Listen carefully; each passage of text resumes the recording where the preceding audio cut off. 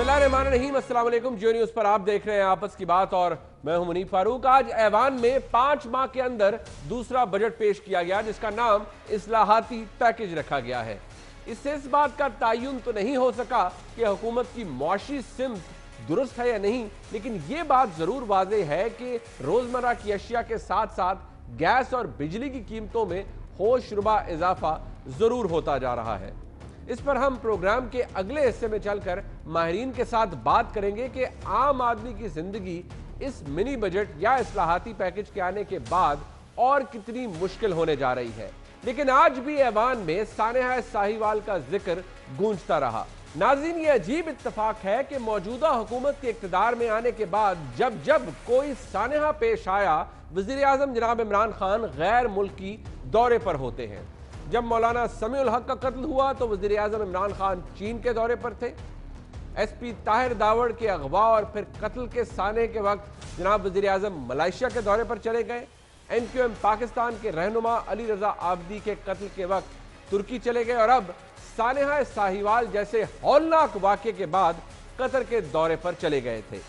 नतीजा ये है कि ना मौलाना समीउल हक के कातलों का पता चला, ना ताहिर दावड़ साहब को इंसाफ मिला, ना ही अली रजा आबदी साहब के कत्ल का मुअम्मा हल हो सका और सानेहा साहिवाल पर तो किए जाने वाले इक़दामात किसी मजाक से कम नहीं है।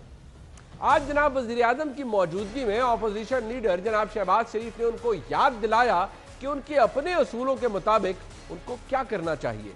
आज अपोजिशन जनाब इमरान खान की हुकूमत से वही मुतालबात उन्हीं अल्फाज में दोहरा रही है जिसका मुतालबा वो गुज़िश्ता हुकूमतों से खुद करते रहे थे। हम इस JIT ड्रामे को मुकम्मल तौर पे मुस्तरद करते हैं और मुतालबा करते हैं कि हमें और कौम को जो है वो हर उस चीज का जो दावा ये वज़रा करते रहे हैं उसका जो है वो जवाब दिया जाए और ये वज़रा, चीफ मिनिस्टर और वजीर आज़म जिनका ये अपना कौल है कि पुलिस अगर बेगुनाह बेकसूर शहरियों को गोली मारे तो हुक्म ऊपर से आता है।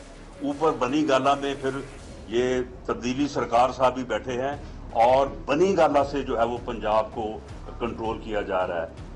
उस्मान बुज़दार जो है वो चीफ एग्जीक्यूटिव नहीं है, लिहाजा ये लोग जो हैं ये इस्तीफा दें और खुद को जो है एक ऐसी JIT जो गैर जानबदार हो उसके सामने जो है वो खुद को पेश करें। हाँ, बेकसूर साबित हो जाए, बेगुनाह हो जाए तो फिर जब दोबारा जो है वो गवर्नमेंट को ज्वाइन कर दें। ये मुतालबा महज ऑपोजिशन का ही नहीं बल्कि मकतूल के खानदान वालों का भी है।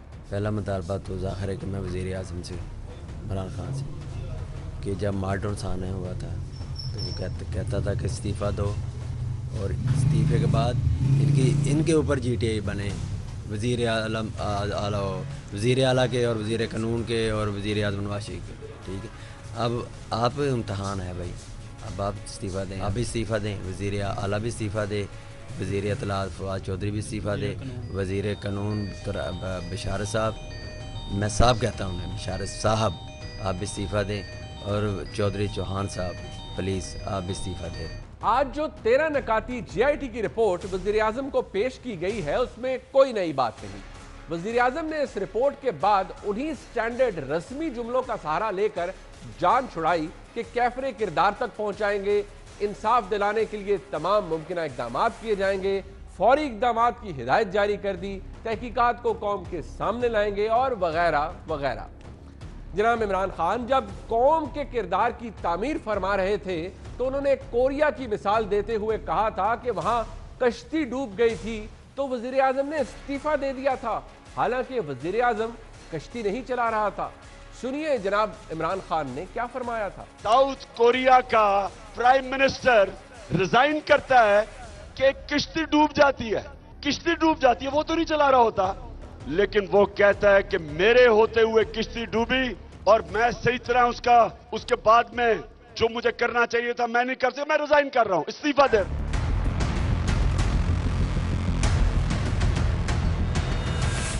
तारीख बहुत कुछ रिकॉर्ड कर लेती है। आज बात करने के लिए मेरे साथ मौजूद है मुस्लिम लीग नून की नुमाइंदगी कर रही हैं मोहतरमा अज़मा बुखारी साहिबा, पाकिस्तान पीपल्स पार्टी की नुमाइंदगी के लिए मोहतरमा नाज बलोच साहिबा और पाकिस्तान तहरीक इंसाफ से मोहतरमा अंदलीब अब्बास साहिबा मौजूद है। मैं हमेशा उन्हें कहता हूँ ये असली तहरीक इंसाफ को उसकी नुमाइंदगी करती है। अंदलीब अब्बास साहिबा, आज वो इस्लाहाती पैकेज भी आया है, बहुत कुछ है, उसके ऊपर भी हम आगे चलकर बात जरूर करेंगे, लेकिन मुझे जरा ये बताइए, बगैर लगी लिपटी रखे हुए, अपने दिल पर हाथ रखकर, आप हमेशा से बड़ी दलेराना स्टेटमेंट्स देती हैं, I am sure you will work on this with me, कि जो वज़ीर-ए-आज़म इमरान खान ऑपोजिशन में रहते हुए उस धरने के अंदर फरमा रहे थे साउथ कोरिया के प्राइम मिनिस्टर के हवाले से, क्या वो उस वक्त मौका परस्ती कर रहे थे या हकायक बयान कर रहे थे और दुरुस्त बात लोगों को बता रहे थे? और आज क्या उसी पैमाने और उसी असूल के ऊपर उनको क्या करना चाहिए? जरा दिल खोल कर बताइए। जहाँ तक इस वाक़े का ताल्लुक़ है, ये तो बिल्कुल आपको पता ही है कि ये बिल्कुल हम इसको मैं तो डिफेंड नहीं करूँगी। ये वाक़या, इसमें जितना जुल्म हुआ, जितना नाइंसाफ़ी हुई, और इसमें ये जो जज्बात हैं लोगों के भी और इस फैमिली के भी, उनका दुख और उनकी जो फीलिंग्स हैं, सदमा जो है, वो हम सोच भी नहीं सकते उसका, तो उसको तो मैं बिल्कुल डिफेंड नहीं करूँगी। और मैंने पहले भी, मेरा स्टांस यही रहा था और मेरा यही रहेगा कि जी जब तक जीआईटी की रिपोर्ट ना आ जाए, हमें किसी किस्म का बयान, किसी को कुछ कहना या ना कहना या लेबल करना या ना करना जीआईटी रिपोर्ट के अलावा नहीं होना चाहिए। मेरा अभी भी ये स्टांस है कि जी जीआईटी रिपोर्ट आ गई, एक पूरा उन्होंने कह दिया कि जी ये इनोसेंट थे, तो it means it's a cold blooded murder. बाकी उन्होंने कहा जी हम इन्वेस्टिगेशन कर रहे हैं, महीने के बाद आएगी वो report, we should not give a statement till पूरी रिपोर्ट उस पर ना आ जाए। मेरा स्टांस पहले भी ये था, मेरा अभी भी है। जहाँ तक आपकी बात है ये कहने की, मैं थोड़ा सा, I understand your point of view, मैं समझ नहीं पाई थोड़ा जब आपने कहा कि हर दफ़ा जब कत्ल होता है तो इमरान खान साहब मुल्क से बाहर होते हैं। मुझे इस बात की समझ नहीं आई कि आप इम्प्लाई क्या कर रहे हैं, नंबर 1। नंबर 2, दूसरी बात जो बड़ी इम्पॉर्टेंट है वो ये है कि आप एक बैकग्राउंड से बोल रहे हैं, हम सारे एक बैकग्राउंड से बोलते हैं, इसलिए क्योंककि हमारे पास 70 साल का एविडेंस है कि 70 साल के अंदर पुलिस रिफॉर्म्स नहीं हुए, 150 साल से नहीं हुए, 1861 के बाद पुलिस रिफॉर्म्स नहीं हुए, और ये जो काउंटर टेररिज्म या डॉल्फिन या एलीट या जो भी डिपार्टमेंट्स हैं, स्पेशल ब्रांच वगैरह, ये 70 साल के गिज्जे हुए लोग हैं। और आपको याद होगा, आप 2013 में चले जाएं, 2013 को रिवाइंड कर ले, आप बैठे, मैं बैठी हूँ प्रोग्राम में, और आपने वो चौथे महीने DG DI Khan jail break हो गई थी वहाँ केपी में, तो आपने एग्जैक्टली ये कहा कि केपी में कुछ नहीं होगा, कोई रिफॉर्म्स नहीं हुए, कुछ नहीं है, रिजाइन करे, ये करे, वो करे। तो उसको 2 साल लगे और फिर सबने कहा कि जी वाहिद प्रोविंस है जिसमें पुलिस रिफॉर्म्स हुए। तीसरी बात, जो आखिरी बात मैं करूँगी, वो ये करूँगी कि ज़रा कॉन्टेक्स्ट देखें। आप जब बात करते हैं मॉडल टाउन की, आप कोई कंपैरिजन नहीं, आज जो शहबाज शरीफ साहब बात कर रहे थे, इट वाज मज़े का खेज। मतलब एक बंदे का नाम आया है जीआईटी में, पहले तो जीआईटी नहीं बनी, उसके बाद जीआईटी 1.5 साल बाद बनी, एफआईआर तब लिखवाई गई क्योंकि वहाँ राहिल शरीफ ने कहा कि जी लिखें, धरने दिए गए उसके ऊपर, उसके बाद आज चौथा साल है, उस पर कुछ नहीं हुआ।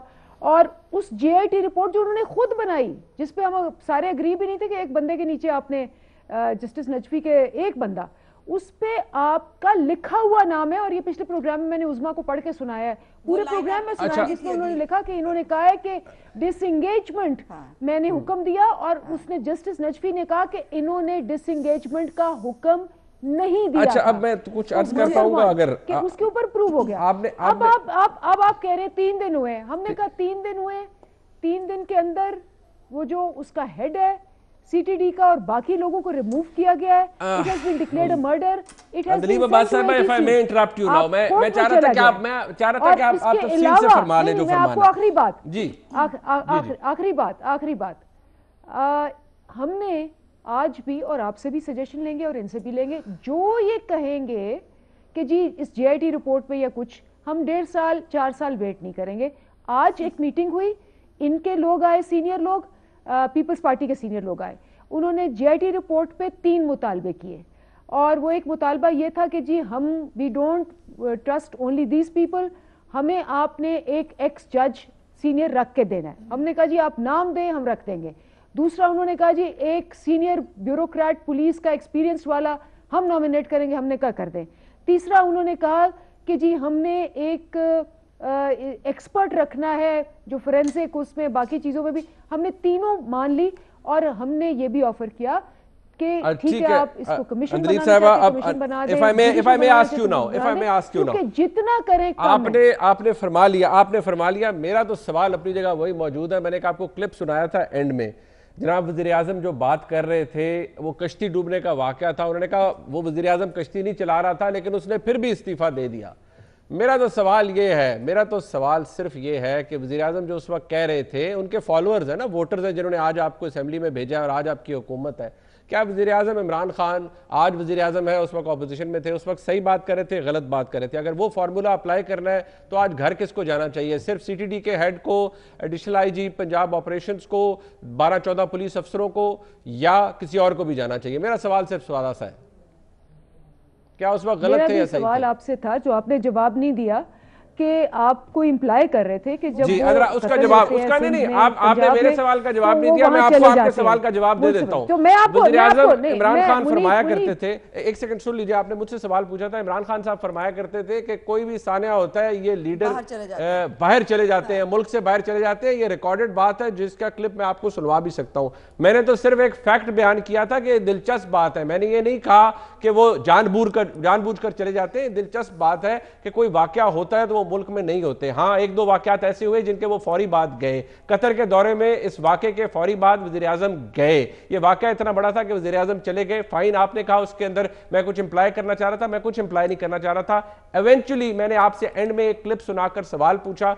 मैं चाह रहा हूं कि आप मुझे उसका जवाब दें। मेरी बात का मैं उसका सवाल का जवाब भी दूंगी, लेकिन आप जब ये बात करते ना तो आप तो एनालिस्ट हैं, ठीक है ना?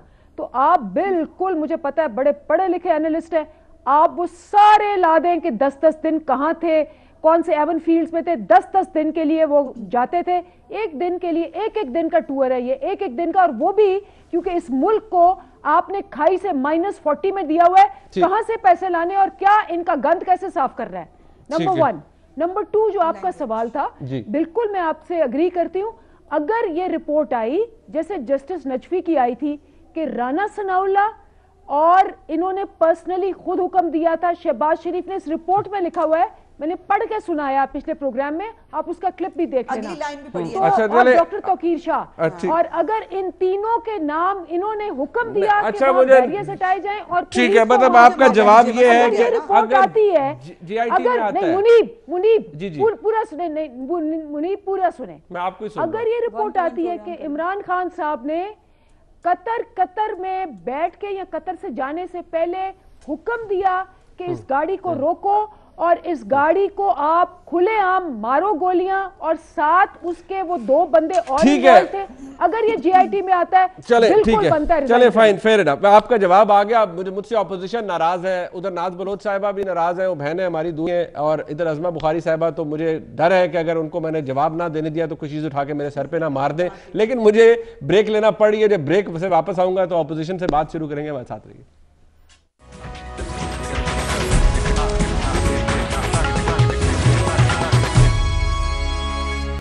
अज़मा बुखारी साहबा, उन्होंने कहा GIT में अगर नाम आ जाता है बुज़दार साहब का, कि बुज़दार साहब ने कोई इन्फॉर्मेशन पास की और ये कहा कि जी मारो गोलियां मार दो, तो ठीक है, लॉ मिनिस्टर का नाम आता है वो भी जाएं, चीफ मिनिस्टर का आता है वो भी जाएं। उन्होंने तो बात आसान कर दी आपके लिए। नहीं बहुत शुक्रिया। देखिए मेरी गुजारिश ये है कि अभी तक जो है वो इनको सुनने की आदत अभी तक नहीं डाली इन्होंने, अभी भी इनको मुसलसल बोलना है और बेतुका बोलना है। वो 2 चीज़, एक मुझे जुमलों पे भी इनके ख़ास तौर पर अल्फाज पे इतराज़ है जो थोड़ा सा मैं समझती हूँ कि मुनासिब नहीं थे। लेकिन मेरी गुजारिश यहाँ पे ये है कि ये जो फार्मूलाज इन्होंने खुद बनाए थे ना, पुलिस वाले बेचारे होते हैं, उनको हुक्म ऊपर से आता है। जब हम कहते थे ना कि कोई रियासत नहीं चाहती कि उसके ये खून जो है ये उसके चेहरे पर लगे, तब ये उसको मानते नहीं थे। इस बात का जो है वो दूसरी बात ये है कि GIT हमने बनाई, उसका जो है वो इन्होंने बायकॉट किया। हमने जुडिशल कमीशन बनाया जिसको बार बार आज ये रेफर कर रही हैं, उनका भी इन्होंने बायकॉट किया। ये तो किसास लेने निकले थे ना, इनको तो लाशें चाहिए थी मॉडल टाउन में, जो इनको फॉर्चुनेटली मिल भी गई, जिसके ऊपर फिर 126 दिन का धरना भी हुआ। और वो अब तो लंदन प्लान, पहले ये नहीं मानते थे, अब तो लंदन प्लान के शुरा भी मान गए कि लंदन प्लान हुआ था।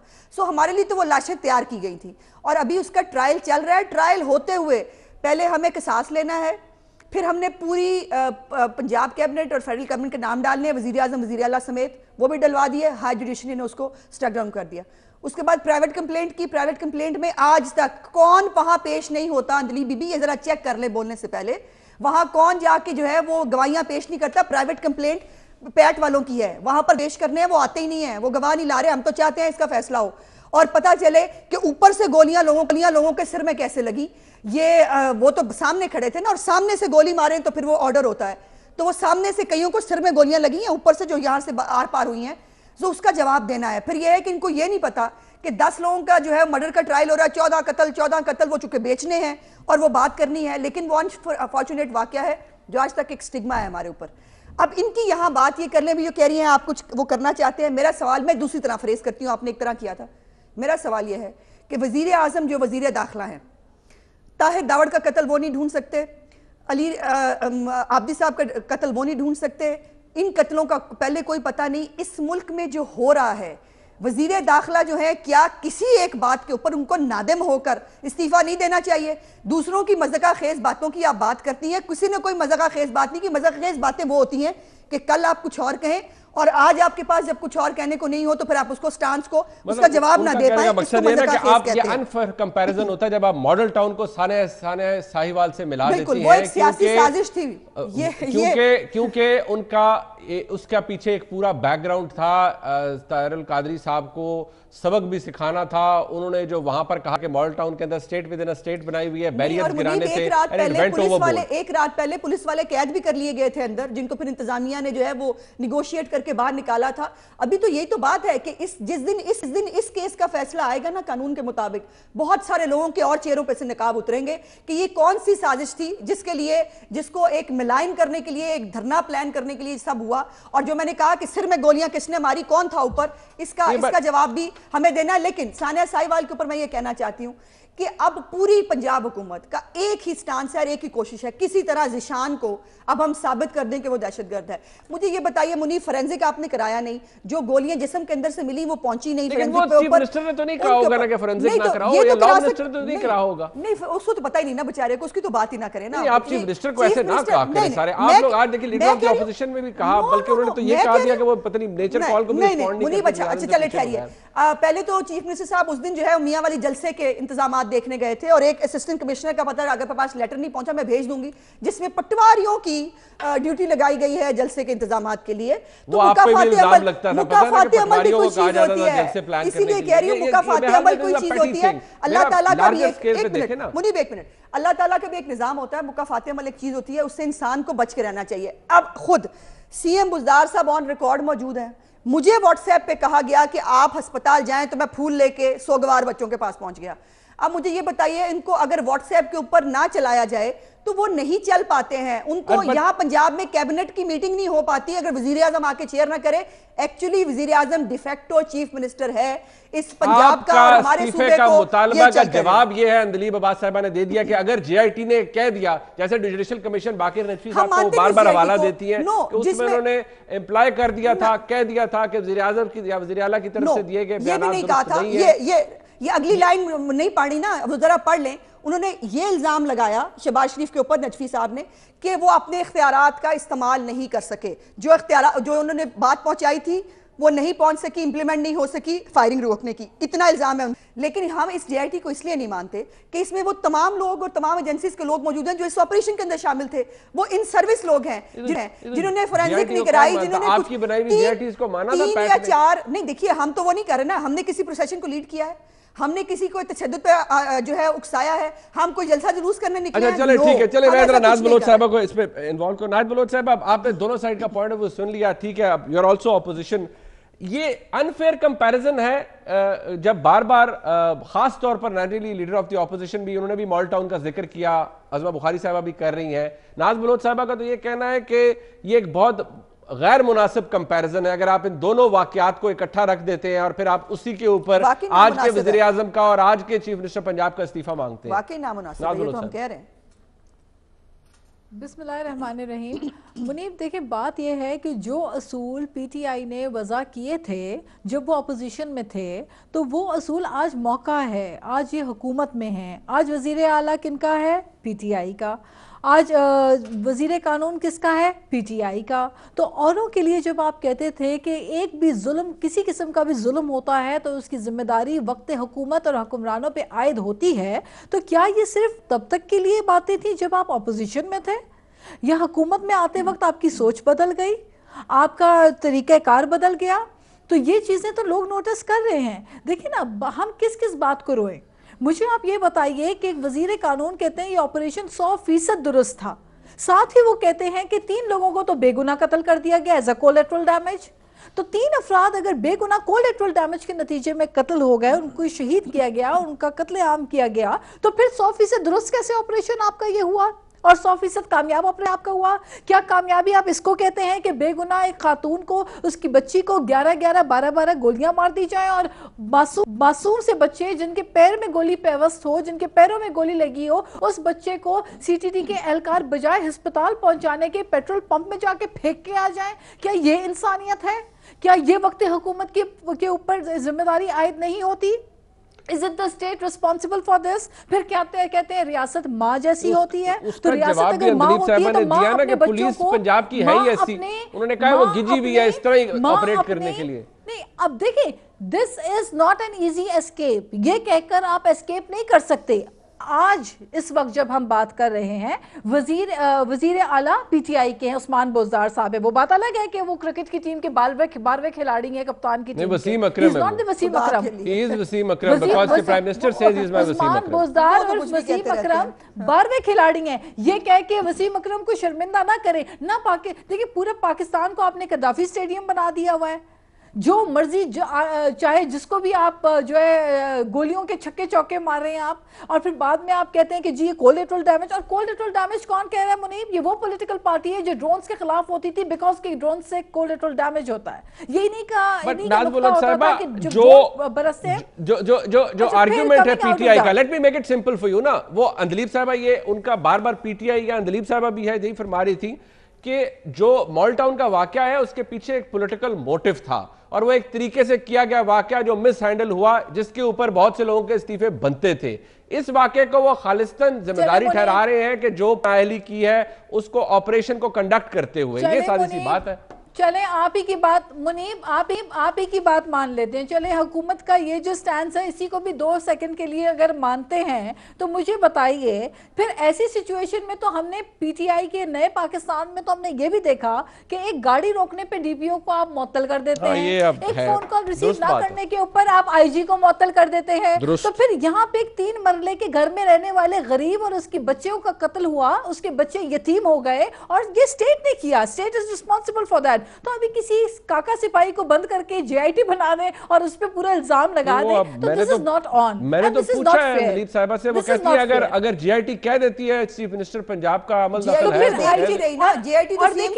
ये जो आईजी पंजाब साहब हैं, ये जो आईजी पंजाब हैं, ये श्रीलंकन टीम पे अटैक के वक्त भी ये पोस्टेड थे, उसके अलावा जब क्रिश्चियन कॉलोनी वाला वाकया भी हुआ तब भी ये पोस्टेड थे। तो ऐसे शख्स को आपने दोबारा आईजी बना दिया, उनकी इनकॉम्पिटेंस देखते हुए उन्होंने मेरे ख्याल में ये फैक्ट शायद जो कोई बता रहे हैं दुरुस्त नहीं है। ही वाजंट पोस्टेड एनीवेयर, मेरे ख्याल में वो जो इंक्वायरी है मेरे ख्याल है सीएम देखिए आज जो कुछ हो रहा है, whatever is happening right now, आज जो भी रियासत में होता है उसकी जिम्मेदारी हुकूमत को लेनी पड़ेगी। आप ये कह के नहीं एस्केप कर सकते कि कल हुकूमत उनकी थी, पुलिस के रिफॉर्म्स उन्होंने नहीं किए, आपके दुरानी साहब ने क्यों इस्तीफा दे दिया? ठीक, बड़ी कमेंट्स क्यों इस्तीफा दिया उन्होंने?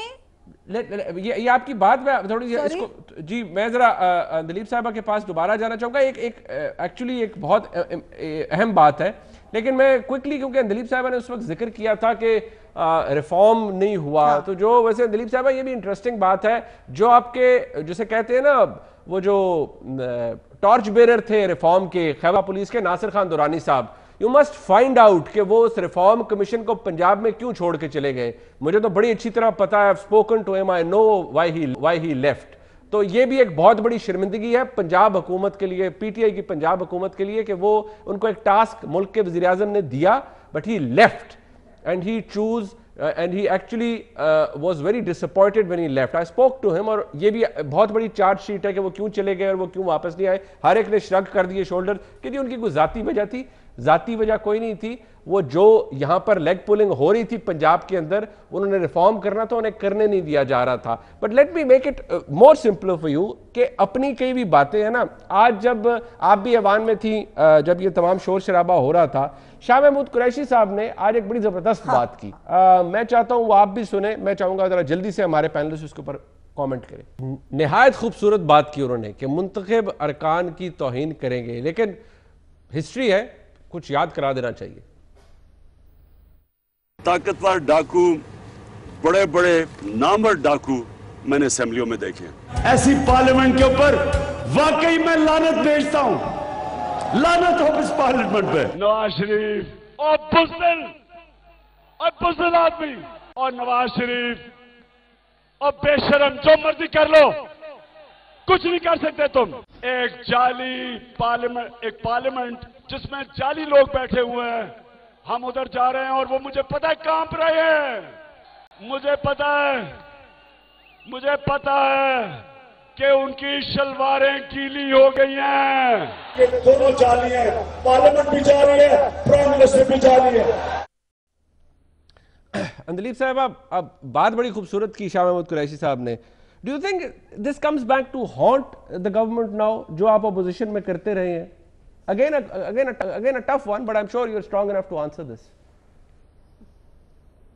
देखिए, मैं अपनी तरफ से, मैं पर्सनली, आपको पता है मेरा इस पे स्टांस, मैं नहीं चाहती कि किसी किस्म की कोई ज़ुबान जो है वो यूज़ हो, चाहे वो बड़ा हो, छोटा हो, MNA हो, MPA हो, बच्चे हो मेरे।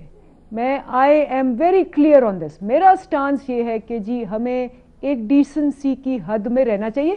आर्ग्यू हम करें और खुल के करें, फैक्ट्स फिगर्स पे करें, इश्यूज पे करें, पॉइंट्स पे करें, इस पे करें, लेकिन जातियात के ऊपर मेरा स्टांस जो है वो बड़ा क्लियर है, चाहे वो मेरी पार्टी के बंदे हो, चाहे वो बड़े, आपके नजदीक जो इमरान खान साहब उस वक्त के MNAs को, उस पार्लियामेंट को लान तान करते थे, जाली कहते थे, वो नहीं कहना चाहिए था? अच्छा, मैं इसी पे, आपने मेरी बात पूरी नहीं सुनी जी। जो जाती बातें हैं बिल्कुल मैंने कहा कि मैं उसके, लेकिन जो फैक्चुअल बातें, फॉर एग्जांपल जो नवाज शरीफ साहब की बातें, पनामा लीक्स के अंदर आपको जितने फैक्ट्स मिले हैं, अल अजीजिया के अंदर आपको जितने फैक्ट्स मिले हैं, ये सारे के सारे इंटरनेशनली पब्लिश हुए। अंदलीब साहब, मैं अल्फाज की बात कर रहा हूं। पर्सन जिसने ठीक है जी, वो अदालत का फैसला आएगा। जिसने पैसे लूटे, I am not here to defend anybody, I am just asking you a very common question. I am just a very common question जी। इसका मतलब है, अच्छा नहीं, मेरा भी ये है कि आप ये जो फैक्ट्स हैं उस पे आप बिल्कुल ही सवाल कहीं और कर देते हैं। जरा हिम्मत हौसला रखें, बात सुने। कमाल हो गई। मैं तो आपके सामने हिम्मत हौसला रख के सवाल रखा है। आप ब्रेव इनफ टू से कि वो गलत था, नहीं कहना चाहिए था किसी को, नहीं कहना चाहिए था कि पार्लियामेंट जाली है, लानत हो इस पार्लियामेंट के अंदर, उसके अंदर आपके MNAs बैठे हुए थे। आपने जिस पार्लियामेंट का बॉयकॉट किया था, आपके MNAs जो आपके साथ वोट लेकर आए। साहब की बात कर रही हूँ क्योंकि आपने वो That's a one individual ना, आप छोड़ दें उन्हें, वो झूठे डिक्लेयर हो गए, उनकी सजा सब कुछ होगी। मैं तो वो जो कुछ भी था उस वक्त, वो एक मुंतखब वजीर आजम थे। आज जनाब इमरान खान मुंतखब वजीर आजम है। मैं एज अ कॉमन पाकिस्तानी अगर कोई कहेगा कि ये पार्लियामेंट जाली है या ये जाली हो गया, फलाना हो गया, तो मैं उसको डिफेंड करूंगा कि नहीं कहना चाहिए, बिल्कुल नहीं कहना चाहिए। That's what I am asking you. मैंने आपको बड़ी क्लियरली कहा कि मैं फैक्ट्स पे बात करती हूँ, मैं फैक्ट्स देखती हूँ और मैं समझती हूँ कि फैक्ट्स के ऊपर अगर आपको कहा गया कि ना आप सादिक हैं ना अमीन है और आपके ऊपर 6 रेफरेंसेस दिए गए, इससे बड़ी सर्टिफिकेशन कि आपने मुल्क का पैसा लूटा कहाँ हो सकता है। हाँ, अगर मैं कोई पर्सनल बात करूं नवाज शरीफ साहब पे, मैं उनकी मतलब जाती जिंदगी के ऊपर बात करूं या मैं उनके बालों पे बात करूं या कुछ बात करूं, that I don't allow। चले ठीक है, वो भी there are many people, वो भी इमरान खान साहब ने नकलें उतारी लोगों की धरने के अंदर, वो भी उन्होंने नकलें उतारी। But I don't want to go there. मैंने तो आपसे सादा सा सवाल पूछा था, फाइन। मैं जरा नाज बलोच साहिबा से पूछ लूं क्विकली। नाज बलोच साहिबा, अंदलीब साहबा ने उसे क्वालिफाई किया है कि देखिए वो नवाज शरीफ साहब झूठे डिक्लेयर हो गए, वो सादिक और अमीन डिक्लेयर नहीं हुए और उनको सुप्रीम कोर्ट ने ना सिर्फ बल्कि एहतसाब अदालतों ने भी उनके खिलाफ फैसले दिए, तो लिहाजा उनके बारे में जो बात फैक्ट्स के हवाले से कहेगी वो ठीक है। मेरा सवाल और था, आपको लगता है कि हुकूमत को अब यह एहसास हो रहा है कि इस पार्लियामान की इज्जत बहुत अहम है, मुंतखब अरकान की इज्जत बहुत अहम है? देखिए, मैं यही कहना चाहती हूँ कि जो अपोजिशन में रहते हुए ज़बान इस्तेमाल की जाती थी उस वक्त की हुकूमत के लिए, आज हुकूमती बेंचेस में जाके जो रवैये की बदली हमने रवैयों में तब्दीली देखी है पीटीआई के, आज ये एक्सपेक्ट कर रहे हैं कि अपोजिशन इनको फूलों के हार पहनाएं, आज ये एक्सपेक्ट कर रहे हैं कि इनकी हर कोताही, हर गलती, हर नेग्लिजेंस के ऊपर अपोजिशन चुप खामोश रहे।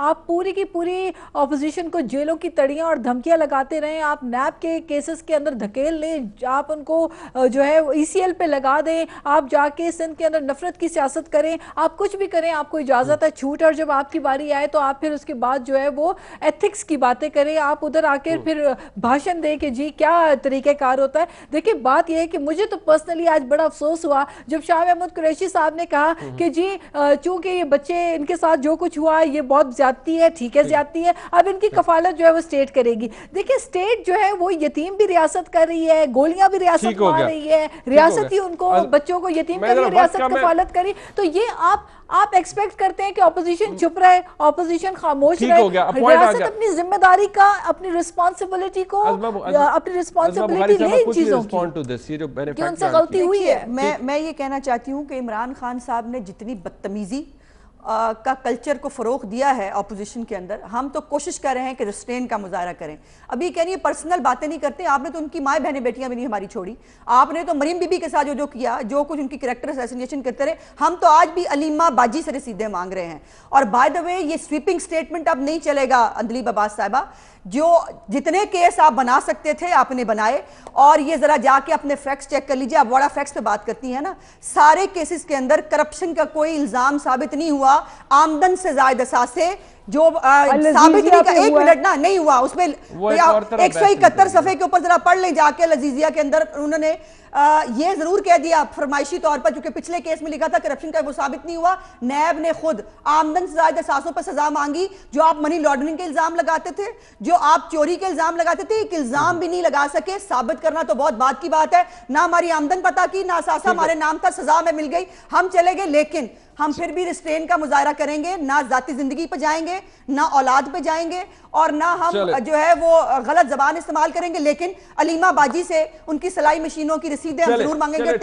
एक बहस और हम इंशाल्लाह इसके ऊपर फिर किसी दिन बात भी करेंगे। अंदलीब अब्बास साहिबा, आज़मा बुखारी खलूत साहब, आपका बहुत शुक्रिया। लेकिन एक बात जरूर है, ऑपोजिशन की हुकूमत है, यानी ऑपोजिशन थी पहले, आज वो हुकूमत है। आज भी नईमुल हक साहब जब बात कर रहे थे आज होने वाली कार्रवाई के हवाले से पार्लियामान के अंदर, तो क्या कह रहे थे, बड़ा दिलचस्प है, क्योंकि आज भी लैंग्वेज उतनी ही सख्त है।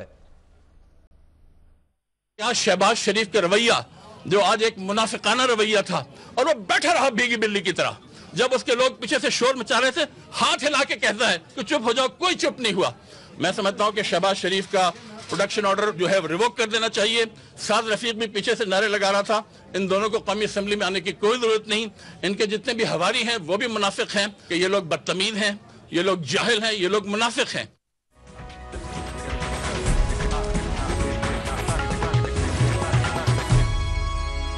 इस्लाहात पैकेज कहा जाए या मिनी बजट कहा जाए, कुछ भी है, क्या आवाम को आज की सारी कार्रवाई के बाद फ़ायदा होगा या नहीं?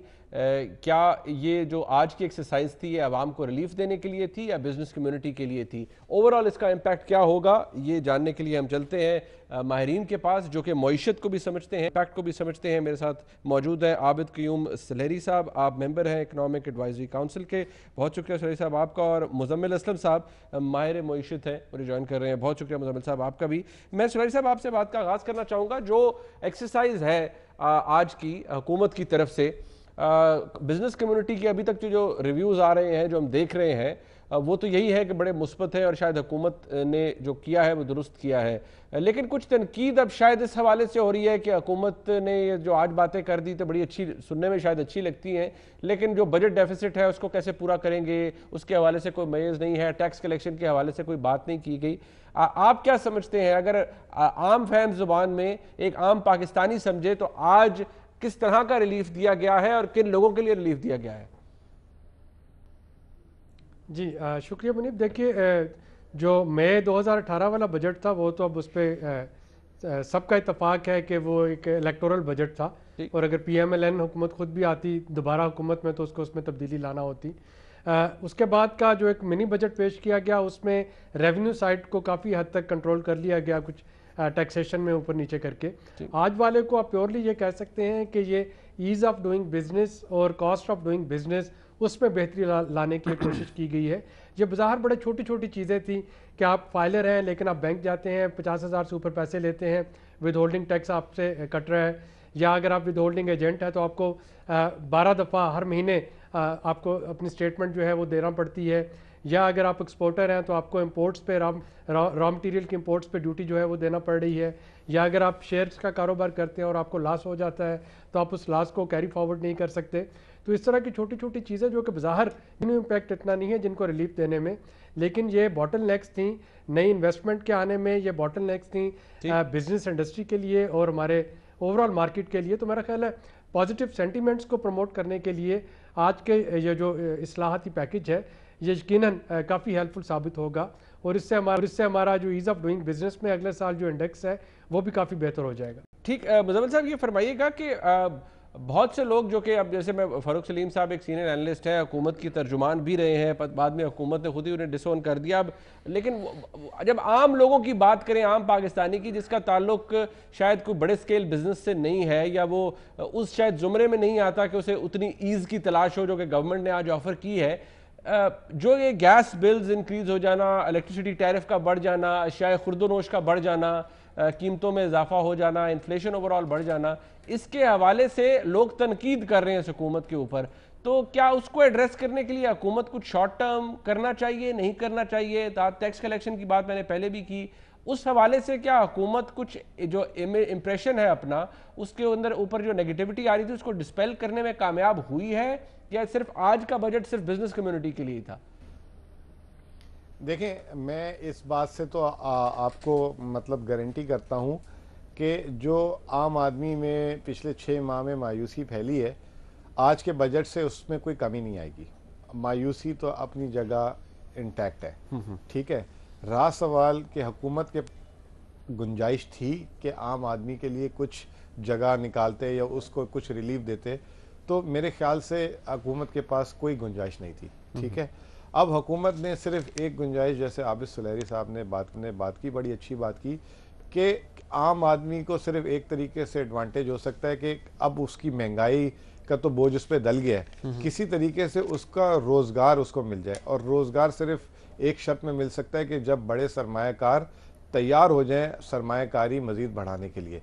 और बड़ा सरमायाकार जो है पाकिस्तान से कुछ 8-10 साल से नाराज़ था, और ख़ास तौर पे मकामी सरमायाकार, और उस पर जो है डबल टैक्सेशंस लगी हुई थी, बहुत सारी FBI रिलेटेड फाइलिंग्स थी, वो सारी चीज़ें जो हैं आज उसको एड्रेस किया गया है। और इसका जो जितना शोर मचाया जा रहा है कि जी और हुकूमत को टैक्स इकट्ठा करने में मुश्किल होगी, मैं इस तरह इसकी मिसाल देता हूँ, ये गलत कह रहे हैं लोग। अगर एक दुकानदार रोज़ाना की 1 लाख की सेल करता था और उसमें अगर 10% मुनाफा कमाता था तो उसको 10,000 बचते थे। अगर उसकी सेल जो है अगर वो 2 लाख हो जाए और वो मुनाफा 8% कर दे तो उसकी जो आमदनी है दिन की 10,000 से बढ़ के 16,000 हो जाएगी। तो हुकूमत ने भी वो कार्ड खेला है कि किसी तरीके से ये सरमायाकार मुल्क में ज़्यादा कारोबार करें और जो मुल्क की पैदावार है वो किसी तरीके से बढ़ जाए। एक तो पैदावार बढ़ने से रोज़गार बढ़ेगा, दूसरा ये होगा कि तिजारती खसारा जो हम पे बोझ आ रहा है तिजारती खसारे का, इंपोर्ट बिल का, वो किसी तरीके से मकामी पैदावार शुरू हो जाए तो इंपोर्ट कम हो। और साथ साथ हमारी जो मईशत का जो सबसे बुरा हाल हुआ था वो हमारी बरामदात की वजह से हुआ था। तो कोशिश की जा रही है कि हम बरामदात में इजाफा करें। आपने तकरीर में भी सुना होगा, असद उमर ने कहा कि पाकिस्तान की एक्सपोर्ट से ज़्यादा एनर्जी इंपोर्ट है।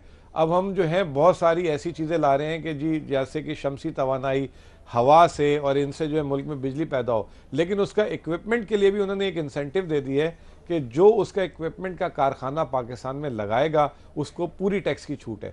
तो कोशिश ये की जा रही है कि एक बैलेंस क्रिएट कर लिया जाए मकामी पैदावार और दरामदात को कम करने के लिए, और उससे जो है इसके समरात आम आदमी के लिए ये अच्छी खबर इस तरीके से है कि फ़ौरन तो उसकी रोज़गार में कोई छक्के चौके नहीं लगेंगे, लेकिन जैसे जैसे मकामी सरमायाकारी बढ़ेगी तो रोज़गार के मौके आएंगे। लेकिन दूसरी तरफ उसके लिए लाजमी बात है, बुरी खबर भी है कि कोई महंगाई में कम होने के लिए कोई ऐसी चीज़ नहीं दी गई कि जिससे आम आदमी की जो जेब कट गई है, जैसे बिजली महंगी हो गई, गैस महंगी हो गई, गाड़ियों की कीमतें ऊपर नीचे हो गई, तो वो उससे कोई उसको कोई खास जो जेब कटी है वो उसका फर्क नहीं पड़ेगा। सुलैनी साहब ये फरमाइएगा कि ये कम तो चले नहीं होगी, अभी मुज़म्मिल साहब ने फरमाया, लेकिन क्या इक़दामात जो किए गए हैं कहीं बढ़ने का अंदेशा तो नहीं है, इन्फ्लेशन ऊपर तो नहीं जाएगी आज की एक्सरसाइज के बाद, या ओवरऑल जिस तरह का ट्रेंड जा रहा है? क्योंकि लोग तो शायद इस हवाले से भी बहुत परेशान हैं कि जिस कदर अशियाए खुर्दोनोश जो आम आदमी की कंजम्पशन है वो जिस तरह से महंगी हो रही है, तो लोगों के लिए शायद वो कैपेसिटी इतनी नहीं है, पेइंग कैपेसिटी कम है। जिस तरह मुज़म्मिल साहब ने भी कहा कि रोज़गार का या आमदनी कम है लेकिन इन्फ्लेशन ज़्यादा है, तो क्या इस एक्सरसाइज के बाद कहीं इन्फ्लेशन तो नहीं किसी तरह से बढ़ेगी?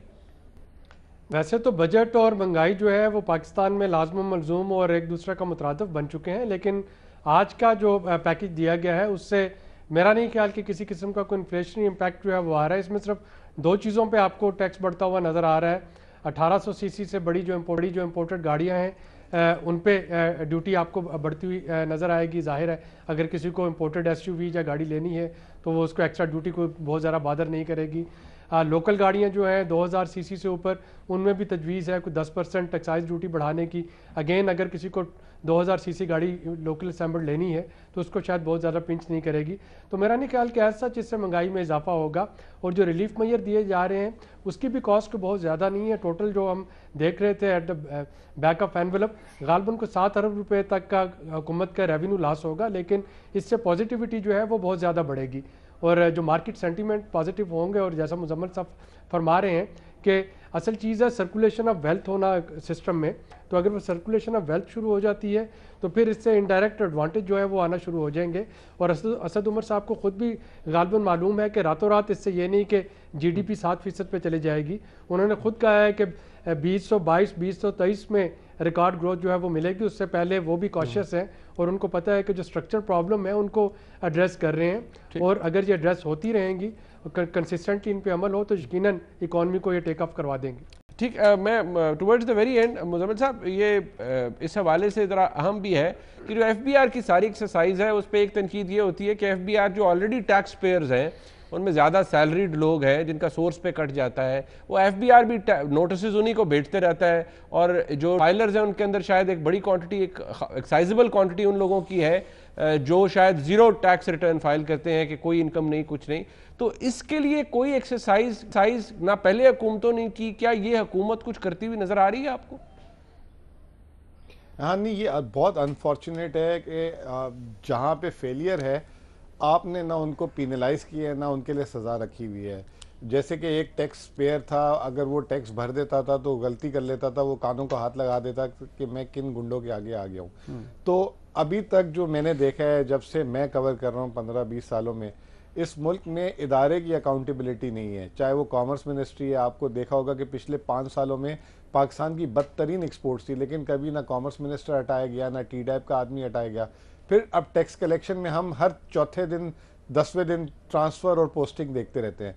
तो वो सारा का सारा जो है हम ट्रांसफ़र पोस्टिंग करते रहते हैं लेकिन किसी को जिम्मेदार नहीं ठहराते। ठीक हो गया। जो पिछले दिनों आपको याद होगा कि वज़ीर ख़जाना कराची चैम्बर गए थे तो किसी ने बोला था कि अगर आज आप FBR को बंद कर दें उल्टा 15-20% टैक्स बढ़ जाएगा। मैं इससे 100% सहमत हूँ, क्योंकि FBR तो जिनसे टैक्स मिलना चाहिए उनसे तो डील कर लेता है जाके, या कुछ और हो जाता है अंडर हैंड। तो बहुत बड़ी इस्लाहात की ज़रूरत है और शायद चेक्स एंड बैलेंसेस इनके शायद फ़ोन कॉल को जो है रिकॉर्डेड होनी चाहिए, रिस्क एंड कंप्लायंस वहाँ पे होनी चाहिए इनके। मतलब सबसे ज़्यादा गहरी नज़र जो टैक्स चोरों पे नहीं, टैक्स को जो चौकीदार हैं टैक्स के इदारे के, उन पे नजर रखनी चाहिए और उनसे जो है अकाउंटेबिलिटी करनी चाहिए। बहुत शुक्रिया मुजम्मिल साहब, आपका सुलैही साहब हमारे साथ मौजूद थे, आपका बहुत शुक्रिया।